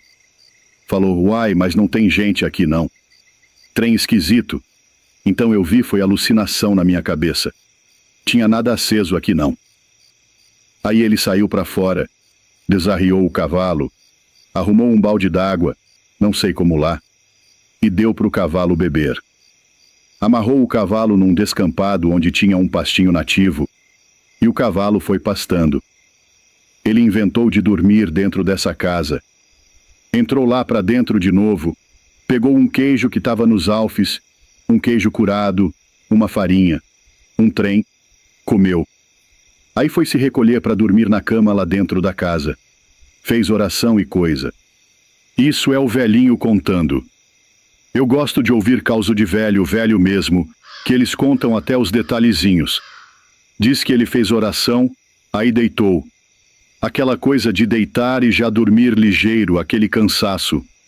Diz que deitou e dormiu. Passado coisa de uns 5 minutos que ele já estava no sono pesado, escutou um cheque-cheque de chinelo na casa. Era chão de terra. Já levantou ligeiro, catou o revólver, catou também a lamparina, acendeu e saiu para a sala. Avistou uma velhinha. A velhinha de vestidinho, cabelinho branco, paninho amarrado na cabeça. Ele estava tão aluado que nem se assustou com a velhinha. A velhinha passou praticamente na frente dele e se dirigiu até a cozinha. Abriu o armarinho. E nisso tudo ele olhando com a lamparina na mão. Ele viu a velha abrir o armarinho, tirar a cabeça só, de um homem empodrecido. A velha deu um beijo na bochecha dessa cabeça de homem podre, botou de volta dentro do armarinho, fechou e, diz que foi diante dos olhos dele assim, desapareceu. Sumiu diante dos olhos dele. Ele olhou aquilo, aluado ainda pelo sono e cansaço, quase que não acreditou. Falou: ou é nervoso, ou é visagem, ou é o diabo aqui me atentando. Já veio aquela aflição no corpo. Falou: vamos embora daqui que isso aqui não é coisa de Deus de jeito nenhum. Catou os trem dele tudo, foi lá no cavalo, selou de volta. Isso era de madrugada, de noitão. Aí seguiu o caminho, seguiu pela estrada até amanhecer. Quando amanheceu, avistou uma casa, já tinha gente mexendo com café. Aí ele conversou com esse povo, o povo recebeu ele. Foi tomar café com esse povo, que também morava na beira da estrada. Aí, conversa vai, conversa vem, tomando café, ele comentou: tô vindo de longe, e aqui é difícil ver gente. Aí eu parei umas léguas para trás, parei numa casinha e vi uma visagem. Disse que ele não terminou nem de falar a palavra visagem, que o caboclo que estava tomando café com ele, o dono da casa, falou: ah, eu até sei. Você parou numa casinha que tem na beira da estrada, ali abandonada, velha. Você viu a visagem da velha, né? A fulana de tal. Eu imagino até o que você viu. Ela pegando a cabeça do homem, coisa feia. Ele: é isso mesmo. Muito viajante que já passou aqui já falou isso para nós. Essa velha morreu já tem mais de 20 anos. Diz que ela matou o marido, fatiou ele todinho, enterrou os pedaços e ficou com a cabeça. Aí depois de um tempo, ela faleceu, acharam ela morta lá. Enterraram ela nos fundos da casa. Você não chegou de ver as cruzes, não? Não, não cheguei de ver, não. Tava de noite. Tem as cruzes lá nos fundos da casa, lá onde enterraram a velhinha, e a cabeça do homem lá. Aí o velhinho que estava contando disse que daí em diante já não se sabe mais o que houve com esse viajante. É coisa muito antiga, não tem nem como saber. Mas fica o cauzinho. Como é que tem tanta coisa, tanto mistério nesse mundo velho? Antigamente acontecia cada coisa. A gente conta causo, escuta causo bem de antigamente e a gente quase não acredita. Como é que pode? Tinha gente que vivia nas beiras dessas estradas onde não tinha nem gente praticamente. Passava um viajante ou outro assim, um matava o outro, e era cada barbaridade. A gente às vezes acha que hoje em dia tem barbaridade. Antigamente tinha uns trem feio. Claro que tinha muita fé, muito respeito, mas quando pegava para ter barbaridade, era uns trem horrível. Meu Deus do céu! E além de tudo, a velha virou visagem ainda para os outros. Será que ela fazia mal para alguém? Capaz que não, porque não fez para ele, né? Só apareceu mesmo, só para assustar, para assombrar. Eu fico imaginando eu numa situação dessa. Você imagina você... Primeiro que eu não dormiria numa casa abandonada. Mas imagina você, por uma precisão, ter que dormir numa casa abandonada. E durante a noite, do nada, um cheque de chinelo te acorda, você vai ver uma velhinha. A velhinha vai lá, abre um trem, pega uma cabeça. Ah, Deus me livre, moço. Eu não ia ficar tranquilo, não. Ia soltar um berro ali, sair correndo. Deus me livre.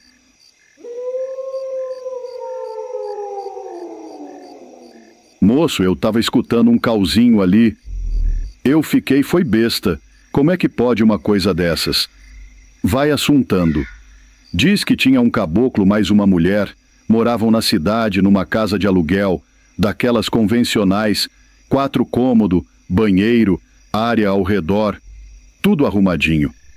A casa era toda calçada, não tinha nada de chão batido nem terra, era limpinha. Eles tinham 2 pitbull, 2 machos irmãos, com 5 anos de idade. E tinham uma menininha, de 3 anos.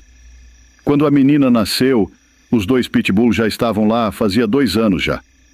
Os cachorros eram tudo da casa, criados dentro, acostumado com a família.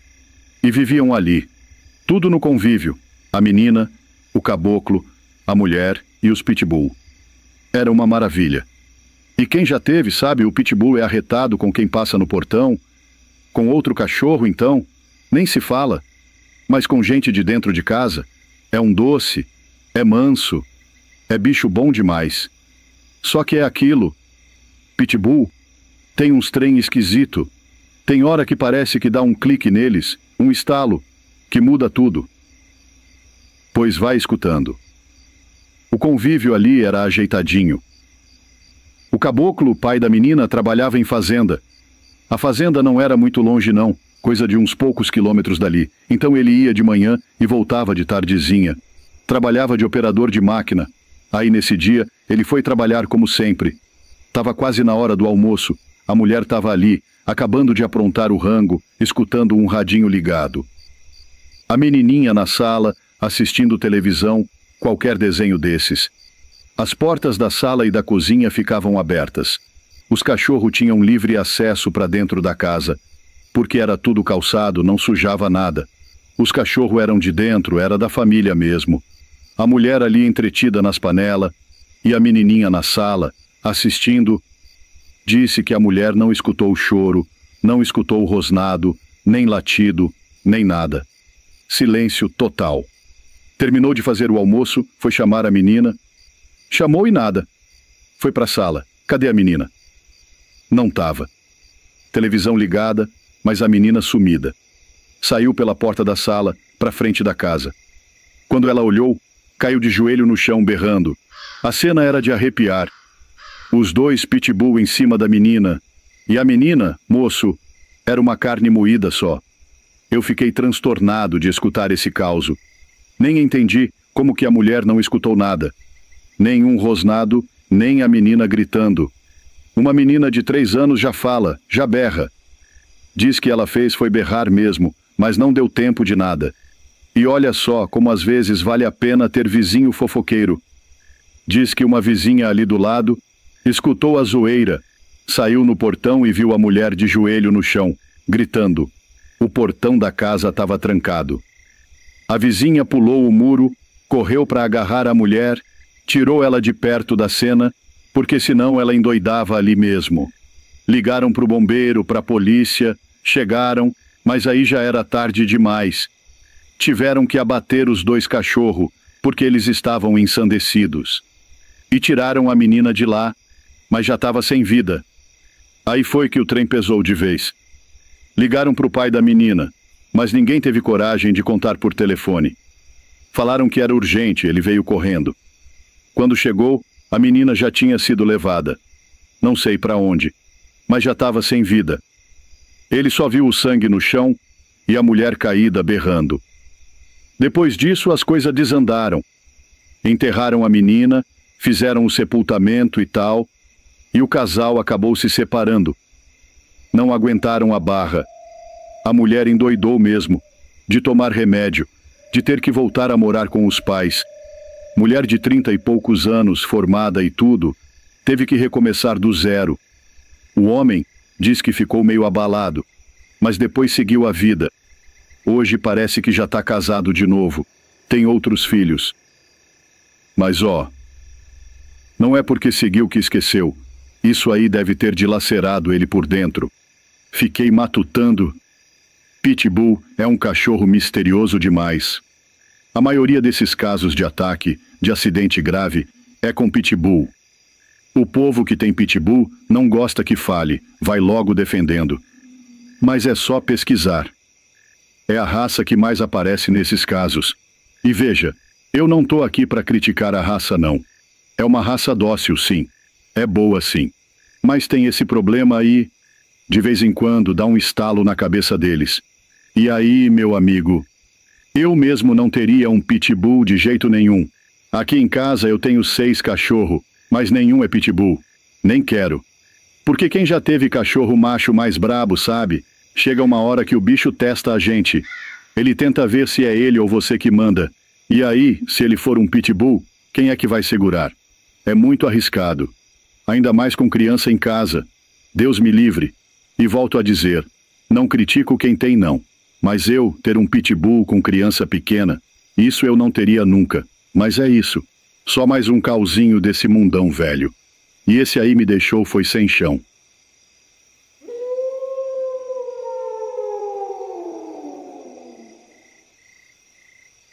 Hoje um causo, rapaz. Um causo daqueles que é pra gente ficar velhaco no mundo. Existe ainda escravidão nas fazendas, rapaz, existe. Você tá por fora? Mato Grosso veio aqui no Pará, moço, mas tem demais. Tinha um caboclo, era serrador de madeira, fazedor de cerca, fazia curral, casa, tudo na questão de marcenaria era com ele. O bicho era profissional mesmo. E nisso ele tinha 2 filhos, né? Um de 18 e outro de 19, rapaz. E os molecão estavam indo na trilha dele, aprendendo a trabalhar com ele.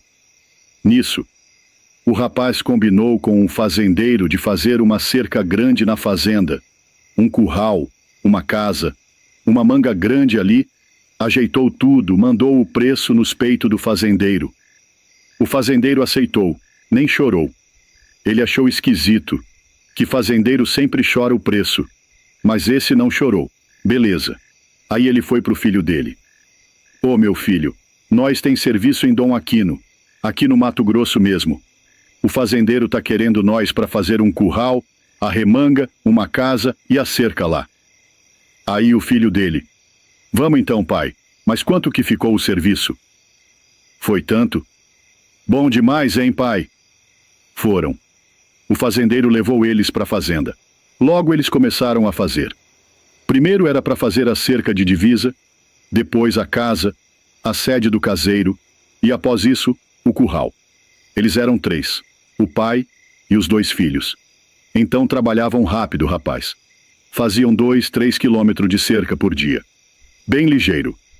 Nisso, fizeram a cerca rapidamente, já fizeram a casa e começaram o curral. O combinado de pagamento era por etapa.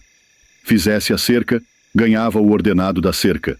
Fizesse a casa, ganhava da casa. O curral, a arremanga e assim por diante.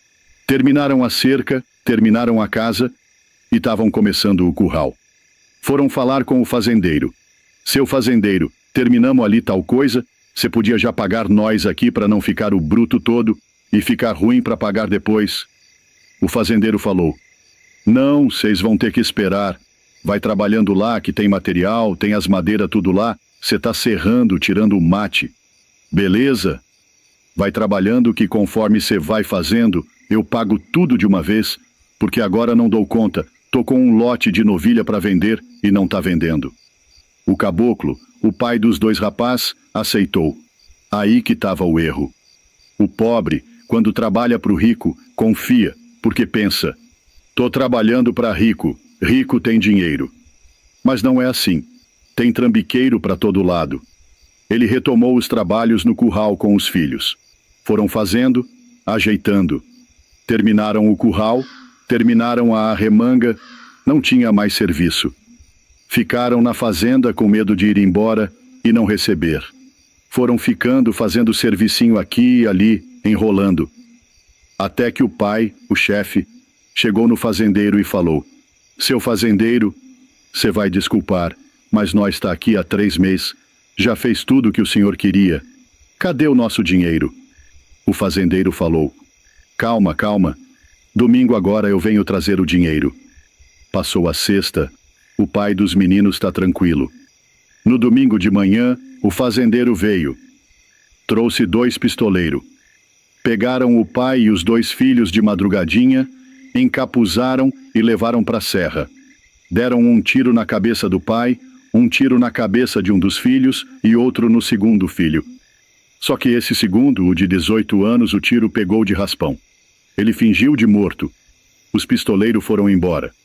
O rapaz levantou, tirou o capuz, desesperou vendo o pai e o irmão morto. Mas pensou: ou eu sento minha cabeça aqui, ou a morte do meu pai e do meu irmão vai ser em vão. Eu tenho que atrasar o lado desse fazendeiro. Olhou no horizonte, viu a fazenda, viu a BR, viu tudo. Foi descendo a serra, machucado, ensanguentado. Chegou na BR, bateu mão para carro. Um carreteiro parou. Levou ele para a cidade, foram na polícia.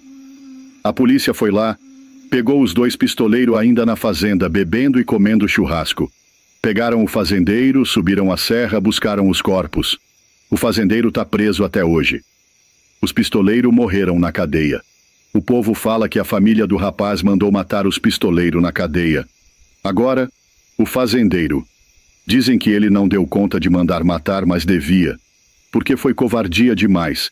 Você imagina, fazer cerca, curral, casa, tudo ajeitadinho e no final receber bala na cabeça? Se o rapaz não tivesse sobrevivido, tinha ficado impune. É por isso que eu digo, foi Deus que botou a mão. Porque senão, rapaz, história verdadeira. Aqui na região tem muito disso. Se gostou, dá o joinha e compartilha. Vamos alertar a molecada que aceita serviço em fazenda sem garantias. O Caboquinho mais a Caboquinha casaram. O Caboquinho não tinha posse nenhuma, não era de família com posses, só era muito trabalhador. Tinha vindo até de outra região, era sozinho naquele pedaço lá. Aí ele conquistou a família da moça. Primeiro conquistou o sogro e a sogra, depois foi conquistar a moça. Aí ficou mais fácil para ele. Casou. Como era muito querido e por conta do casamento, o sogro deu um pedaço de terra para eles. Separou um pedacinho lá, porque a área de terra da fazenda dos pais da moça era grande. Aí ele separou lá nas extremidades, num cerradão de terra boa, e começaram a viver. O Caboquinho era trabalhador.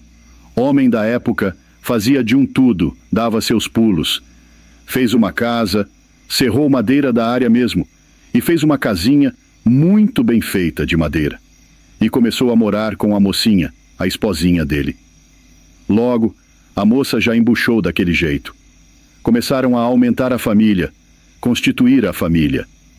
Aí foi passando o tempo, ele foi desmatando de machado e foice, para formar pasto, plantar roça, criar as coisinhas. Naquele tempo, até já tinha motosserra, mas ele não tinha condição para aquilo. Aí foi mexendo e lidando. Na hora de ganhar o neném, passando dos 9 meses, era para ter chamado parteira, mas ele resolveu ele mesmo tirar o neném. Até falou para a moça: "Num que negócio de parteira, isso aí não adianta, é bobagem. Eu já fiz parte de tanto animal aí." A moça até encrespou, mas ele foi lá e deu conta. Tirou o menino, parte normal. Diz que foi durante a noite.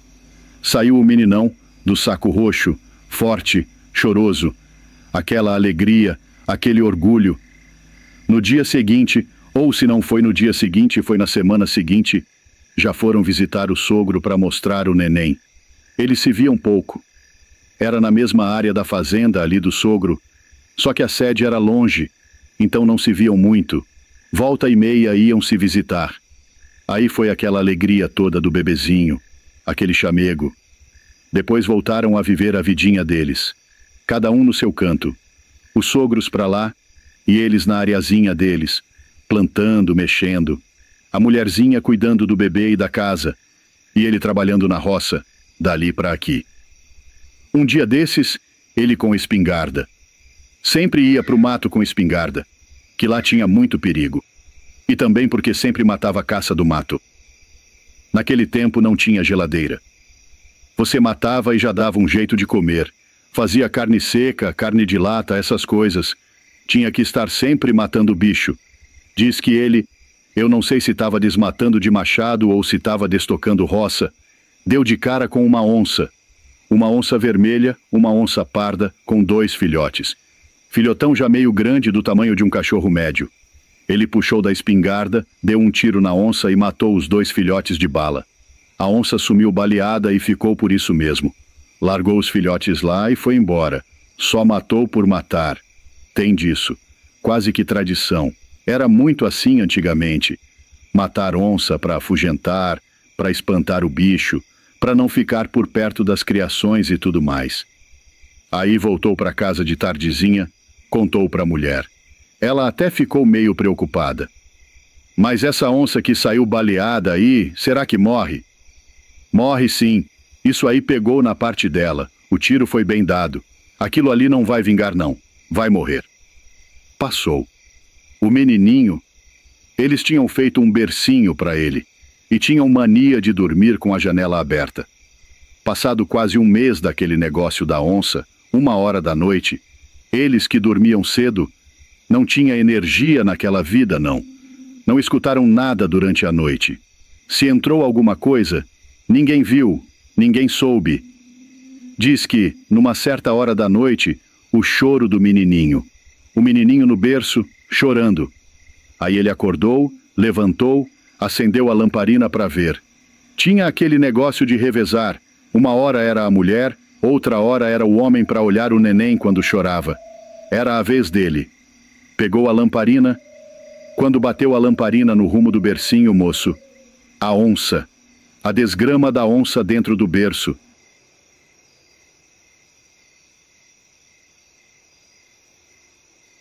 Foi um espanto tão grande que ele ficou desesperado. Não deu tempo de pegar espingarda, nada. Pegou uma faca de serra que estava em cima de uma cômoda e avançou na onça. Deu umas cutiladas nas costas dela. A onça deu aquele urro e pulou a janela. Aquele desespero. A mulher já acordou com o berro dele, com o susto de ver a onça no berço. Acenderam mais lamparina, foram ver o neném. Tava tudo aberto. O peitinho do menino tudo aberto. Aquele desespero. Jogaram um lenço por cima e ela falou: "Vamos pro meu pai, vamos pro meu pai." Montaram. Não sei como pegaram esse burrinho, se estava ali perto da casa.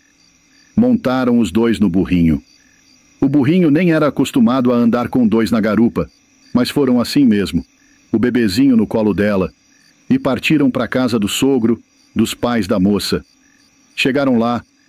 Diz que antes de chegar, o nenenzinho já tinha perdido a vida. Abriu tudo, não tinha como salvar. Foi aquele desespero. Os sogros vendo o netinho morto daquele jeito, aquele trem todo. Naquela época era tristeza, mas o povo era mais forte para essas coisas. Passaram por aquilo. Diz que tiveram mais 6 filhos e viveram a vidinha tranquilo daquele jeitão. Tem disso. Provavelmente a onça fez por vingança. E eles não conseguiram matar ela. Eu até questionei. Mas e a onça, foram atrás para matar? Diz que foram. Mas essa onça mesmo, não acharam. Outras onças acharam, mas essa não. Porque essa teria que estar com um ferimento na parte de trás, uma cicatriz, alguma coisa. E nunca acharam uma onça com isso. Provavelmente morreu. Pegou infecção, não deu conta de caçar bicho do mato. E foi atentar na casa deles. A gente fala que a onça foi vingativa, mas às vezes é por conta do tiro. Com dificuldade para caçar, ela pensou: vou entrar na casa e comer alguma coisa da criação. E nesse caso pulou para dentro da casa e pegou o neném. Não sei. Ou a gente pode mesmo interpretar como vingança. Difícil saber. Mas é isso aí. Espero que vocês tenham gostado do cauzinho. Meio triste. Mas é as coisas que aconteciam antigamente.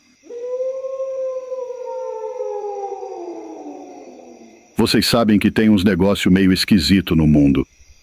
Dizem que na década de 1970 tinha uma mocinha, moço, e você vê, na época as coisas eram diferentes demais. O menino podia ficar na porta de casa de noite que nada acontecia.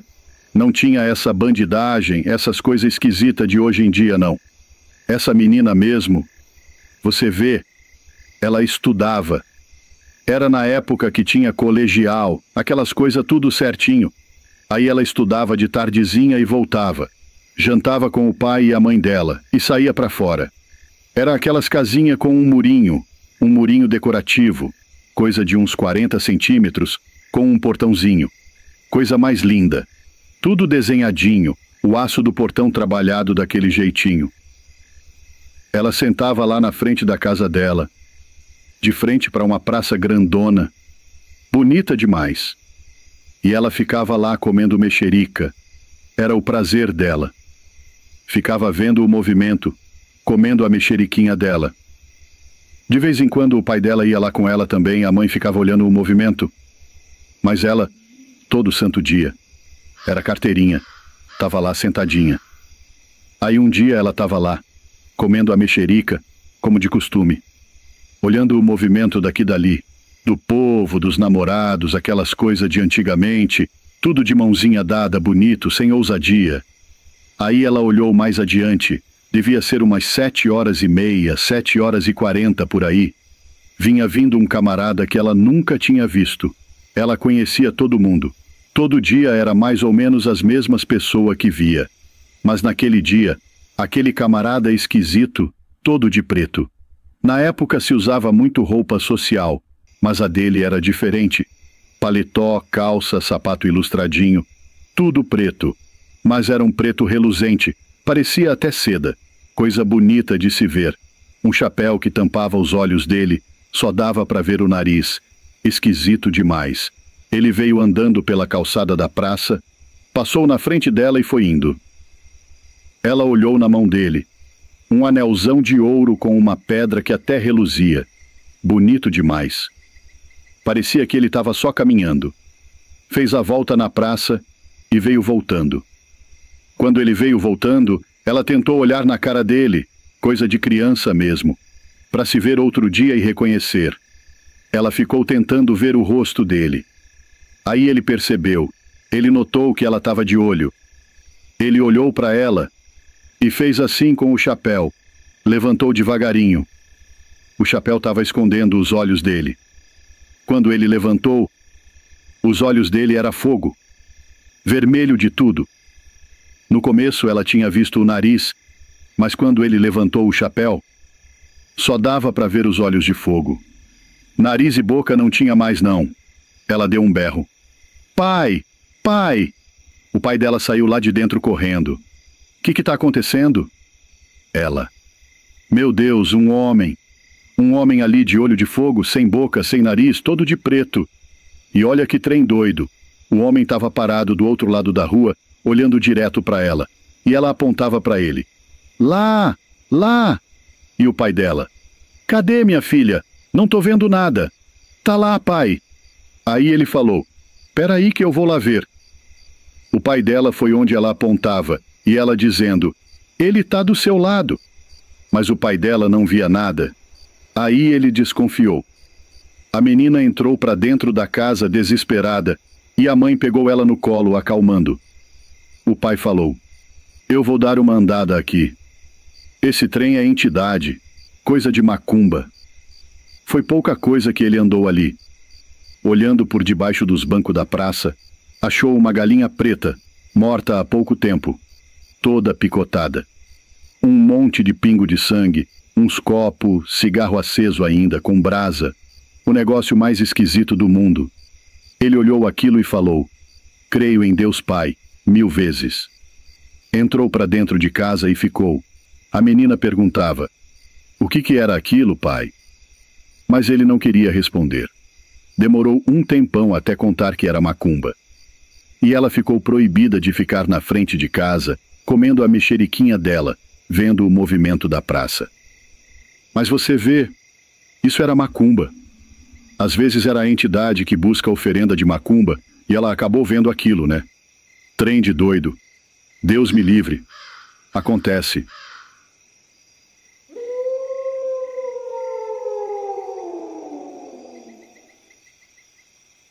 Eu lembrei de um goiano velho que contou para mim. Ele tá até vivo, moço. O que acontece? Ele, depois desse caso, deu um perigo feio com ele. Deus me livre e guarde. Isso aí foi na época, deve ter uns 30 anos já. Ele era solteiro, trabalhava nas fazendas. Ele era, e ainda é, um bom domador de gado, de vaca leiteira, de cavalo, de égua, de mula. Mas não tem mais aquela destreza, aquela força de antigamente. Mas na época ele domava de tudo e ganhava um bom dinheiro com isso, trabalhando nas fazendas e tudo mais. E como ele era solteiro, não tinha mulher para trazer sossego para a vida dele. Quando dava final de semana ele saía, passava o carro dele para cá e para lá, para pegar uma mulher e se distrair. Aí disse que um dia, na época, ele já tinha carro. Era daqueles carro velho, moço, tipo Del Rey. Ou aquele outro que parece Del Rey, mas não é. Como é que chama? Esqueci. Ele tinha desses antigo, grande, tipo Santana. Esqueci o nome. Mas tinha um desses carros. Para você ver, ele ganhava bem, moço. Antigamente, para ter um carro daqueles, era só fazendeiro. Mas ele tinha, porque juntava bem o dinheiro, era solteiro, cabeça boa. Aí disse que ele pegou esse carro dele, foi num sábado assim, de tardezinha. Ele gostava de sair na tardezinha e só voltar no outro dia. Pegou esse carro e partiu para a estrada. Já estava quase escurecendo. A estrada era um brasão, moço. Assim, não tinha vizinho muito perto. Era a estrada lá do Goiás mesmo. Estrada de furalzão. Quando foi que ele meteu a lanterna do carro, passou numa curva assim e meteu a lanterna lá adiante. Na estrada, ele viu uma mulher correndo no meio da estrada. Ele deu uma aprumada no carro para correr um pouquinho mais, pisou um pouco mais fundo e chegou perto da mulher. A mulher, quando viu o carro, parou. Ela estava correndo e tal, e ela estava nuinha. Nuinha de tudo. Não tinha um fiapo de pano no corpo. Ele olhou aquilo, a mulher, o corpo aprumado e tal. Ele falou: "Ô, minha senhora, o que está acontecendo? A senhora está aí toda descabreada, sem roupa. O que houve? Tá correndo por quê?" Ela: "Não, pelo amor de Deus, me salva. Pelo amor de Jesus Cristo, me põe dentro desse carro e me leva para Currutela. Me pegaram lá na Currutela, me trouxeram para cá, fizeram quizumba comigo e me soltaram no mato. Ele achou que ela era uma mulher da vida e tal. Botou ela dentro do carro e levou para Currutela. Chegando lá, soltou ela. Ela falou: "Muito obrigado, vou te recompensar um dia. Passa no bar tal e tal e tal." Beleza. Ele foi para outro rumo, ficou com aquilo na cabeça. Ainda contou para um e para outro e tudo mais. Diz que voltou no outro dia de manhã para a fazenda, trabalhou, ajeitou as coisas. Passou a semana inteira. No outro final de semana ele já tinha até esquecido um pouco daquilo, mas ainda pensava. Porque, moço, uma mulher toda nua no meio do nada. Antigamente um trem desse era coisa de outro mundo. Não existia negócio assim. Aí no sábado de novo ele falou: "Eu vou aproveitar o final de semana." Pegou o carro. Diz que no mesmo horáriozinho, passou a curva do mesmo jeitinho. Passou a curva, pegou o retão de novo, onde ele tinha visto a mulher. O carro dele, ele fala. Ele conta esse caso até sentido que é verdade. Ele fala que o carro, do nada, entrou num solavanco. Não era quebra-mola, não tinha nada. Do nada, o carro capotou com ele. Parece que uma coisa, um bicho, uma entidade, empurrou o carro de baixo para cima. O carro capotou, deu 3 capotadas com ele naquele breuzão. Não tinha vizinho, nada. Passou correndo perigo, por Deus do céu. Depois do capotamento, diz que ele estava de cinto. Agora, se é verdade, eu não sei. Nem sei se 30 e poucos anos atrás já tinha cinto bom nos carros. Mas ele falou que estava de cinto, conseguiu se salvar. Saiu do carro, mas tudo machucado, o rosto todo cheio de sangue e aquela coisa. Olhou para todo lado para ver o que tinha feito aquilo, mas não viu nada. Nada, nada. Não tinha um trem que ele podia ter passado por cima, nada jogado na estrada. Nada. O carro ficou lá, capotado. Ele seguiu a pé até uma outra fazenda que tinha lá longe. Arrumou um trator, veio com um camarada. Aí o camarada foi conversando com ele e falou: "Isso aí é difícil, mas é forte. Diz que é o seguinte: se você não ajudar ela, tranquila. Ela entra pro mato. A gente dá do mato. Ela entra pros matos, aí não acontece nada. Mas se você ajudar ela, essa mulher nua aí, ela vem matar você. Por quê? Porque ela vê que você tem um coração bom, uma pessoa do bem. E ela quer gente do bem junto dela nos infinitos da morte." Diz que o goiano velho, esse caboclo, ficou doidinho da cabeça. Falou: "Nossa Senhora, então não dá para ser bom para ninguém mais não, uai. Quando você é bom, você vai morrer? Deus me livre." Ele me contava esse caso. E olha, ele é daquele goiano velho que conta umas 10 vezes.